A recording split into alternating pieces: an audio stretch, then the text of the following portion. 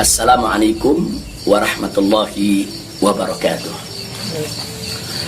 Kepada segenap rakyat dan bangsa Indonesia yang saya cintai, semoga kita tetap selalu menjaga protokol kesehatan, tetap selalu berupaya secara bersama-sama mengatasi pandemi yang sedang melanda kita punya negeri. Insya Allah, Allah angkat segera pandemi yang terjadi saat ini. Amin ya rabbal alamin. Nah, kepada seluruh masyarakat, dalam kesempatan ini saya ingin menyampaikan hal yang saya pandang amat penting sekali berkaitan dengan status saya sebagai tersangka di Polda Metro Jaya. Nah, yang ingin saya sampaikan di sini adalah pertama, bahwa saya tidak pernah lari apalagi sembunyi. Sekali lagi saya ulangi, saya tidak pernah lari dan tidak pernah sembunyi. Karena selama ini pada proses pemulihan, saya lebih banyak duduk di Pondok Pesantren Alam Agrokultural Markas Syariat Megamendung. Karena di pesantren ini udaranya sangat asri, segar, jadi untuk pemulihan luar biasa bagusnya. Sekali-sekali saya turun ke Petamburan, saya turun ke Sentul untuk menengok anak dan cucu. Jadi bagian pertama yang ingin saya tekankan adalah saya tidak pernah lari apalagi sembunyi dari panggilan polisi.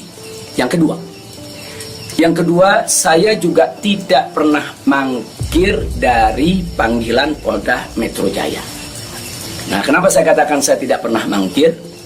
Pada panggilan yang pertama, yaitu hari Selasa tanggal 1 Desember 2020, ketika itu saya tidak bisa memenuhi panggilan, saya kirim pengacara. Pengacara datang ke sana, bertemu dengan penyidik, menyampaikan surat secara resmi, minta penundaan, dan alhamdulillah penyidik bisa memahami dan menerima. Akhirnya sepakat bahwa saya diundurkan untuk panggilan yang kedua. Nah, untuk itu saya apresiasi, saya hargai sikap penyidik yang sangat kooperatif, sangat baik. Terima kasih. Nah, kemudian pada panggilan yang kedua, yaitu pada hari Senin tanggal 7 Desember 2020. Nah, ketika itu saya melihat posisi pemulihan kita memang masih perlu penambahan sedikit waktu, dan lagi-lagi saya tidak mangkir, tapi saya kirim pengacara saya bertemu kembali dengan para penyidik, kita sampaikan surat, kita sampaikan permohonan, dan alhamdulillah permohonan tersebut diterima secara baik oleh para penyidik. Lagi-lagi di sini saya ingin sampaikan apresiasi dan terima kasih kepada para penyidik di Polda Metro Jaya. Nah, pada hari itu juga, yaitu di pagi hari, Senin tanggal 7 Desember, ada kesepakatan, yaitu antara para pengacara dengan para penyidik, juga dengan keridoan saya, di mana kita sepakat bahwa saya akan datang ke Polda Metro Jaya pada hari Senin tanggal 14 Desember 2020. Itu sudah merupakan satu komitmen. Artinya komitmen kita akan datang, insya Allah sehat walafiat, tidak ada halangan lagi. Nah, ini yang perlu kita sampaikan, dan komitmen ini kita jaga betul, karena saya akan selalu memegang komitmen dengan pihak manapun kalau kita sudah membuat satu kesepakatan, satu perjanjian. Nah, karena itu di sini yang perlu saya sampaikan juga pada hari yang sama, yaitu pada tanggal 7 di hari Senin tersebut, secara mengejutkan, sebagaimana kita tahu semua, di mana di siang hari Bapak Kapolda Metro Jaya mengumumkan tentang tragedi penembakan 6 Laskar FPI yang selama ini setia mengawal saya. Tentu ini satu peristiwa sebetulnya tidak ada sangkut paut dengan soal panggilan saya. Maka itu pada pagi hari itu saya tetap kirim pengacara, saya tetap mengurus urusan panggilan, karena memang kita tidak pernah sangka kalau penembakan itu berkaitan dengan Polda Metro. Karena saat itu kami masih mengira kalau itu adalah orang tak dikenal. Nah, ala kulihal, setelah itu yang mengejutkan kami pada hari Kamisnya, yaitu tanggal 10 Desember 2020, secara tiba-tiba Polda Metro Jaya mengumumkan saya sebagai tersangka. Ya tentunya saya, para pengacara semua terkejut karena 2 panggilan sebelumnya itu saya masih berstatus sebagai saksi. Dan itu pun belum sempat diperiksa. Rencana pemeriksaan tanggal 14 Desember, itu hari Senin yang akan datang ini. Nah, tapi karena memang pengumumannya begitu mengejutkan, pada hari Kamis tersebut saya sebagai tersangka, kemudian mendengar itu tidak benar kalau ada mengabarkan saya sembunyi, saya lari, tidak benar. Saya tetap berada di markas syariat Megamendung.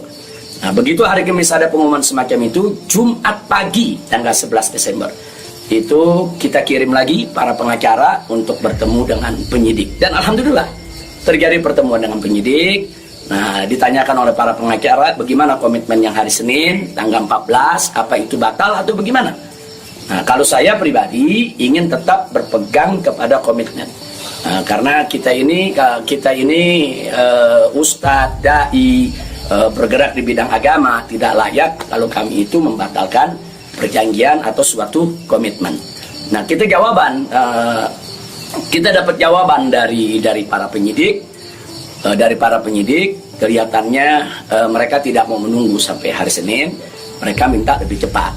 Nah, pada saat itu juga para pengacara minta kepada para penyidik, ya Habib Rizik siap dipanggil kapan saja, tapi tolong surat panggilannya dibuat. Surat panggilan sebagai tersangka. Kami tidak pernah terima. Tapi kelihatannya para penyidik agak keberatan untuk mengeluarkan surat tersebut. Akhirnya terjadi kesepakatan, kalau begitu cobalah bagaimana caranya supaya Habib bisa lebih cepatlah ke Polda Metro Jaya. Jadi artinya mereka tidak mau melanggar komitmen juga, karena memang komitmennya pada tanggal 14 siap diperiksa.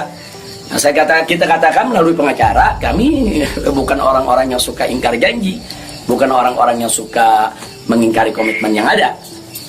Tapi karena memang Polda Metro Jaya meminta lebih cepat, lebih baik menurut beliau, saya terima. Nah, karena itu pada malam ini saya umumkan untuk seluruh, yaitu anak bangsa, insya Allah besok hari Sabtu tanggal 12 Desember 2020 di pagi hari, saya bersama pengacara akan datang ke Polda Metro Jaya, insya Allah.